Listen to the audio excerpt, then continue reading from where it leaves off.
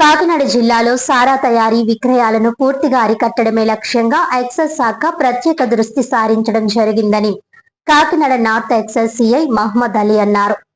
ఈ సందర్భంగా ఆయన మాట్లాడుతూ కాకినాడ రూరల్ అర్బన్ ప్రాంతాలతో పాటు సామర్లకోట రూరల్ అర్బన్ పరిధిలోని గ్రామాల్లో ఎక్సైజ్ శాఖ విస్తృత తనిఖీలు చేపడుతోందని, సారా తయారీకి ఆస్కారం ఉన్న ప్రాంతాలను గుర్తించి వాటిని సారా రహిత గ్రామాలుగా మార్చడమే తమ లక్ష్యమని అన్నారు. సర్పవరం, సూర్యారావుపేట, సామర్లకోట, చంద్రంపాలెం, వికే రాయపురం, పనసపాడు వంటి గ్రామాల్లో అక్రమ సారా తయారీని అరికట్టేందుకు రోజువారీ తనిఖీలు నిర్వహిస్తున్నట్లు ఆయన తెలిపారు. గ్రామాల్లో ఎవరైనా సారా తయారీ లేదా విక్రయాలకు పాల్పడితే శాఖాపరమైన చర్యలు తీసుకోవడం జరుగుతుందని హెచ్చరించారు. కేవలం సారానే కాకుండా గ్రామాల్లో అక్రమంగా మద్యం బాటిళ్లను నిర్వహిస్తున్న వారిపై కూడా ఉక్కుపాదం మోపుతామని ఆయన హెచ్చరించారు. ఈ కార్యక్రమంలో ఎస్ఐలు కుమార్, వరహాలు తదితరులు పాల్గొన్నారు.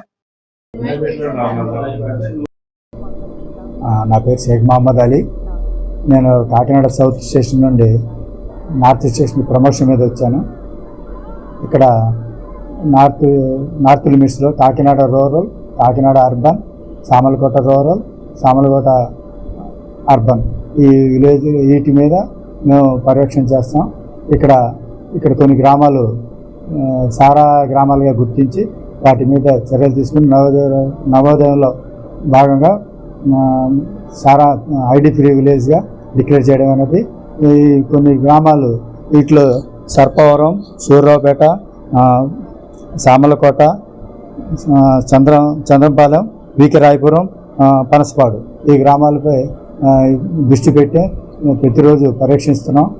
వాటిపైన ఎవరైనా సారా అమ్మినా, తయారు చేసిన వాళ్ళపైన చర్య తీసుకుంటామని తెలియజేస్తున్నామండి. ఇంకా ఎవరైనా కొత్త వాళ్ళు కానీ పాత వాళ్ళు మళ్ళీ మొదలెట్టినా మీరు మా ఫోన్ నెంబర్కి తెలియజేస్తే వాళ్ళపై శాఖపరమైన చర్యలు తీసుకుంటామని తెలియజేయడం అనేది. అంతేకాకుండా ఈ గ్రామాల్లో బిల్డ్లు నిర్వహిస్తున్న వారిపై కూడా శాఖపరమైన చర్యలు తీసుకుంటామని ఇందుమూలంగా తెలియజేయడం అనేది.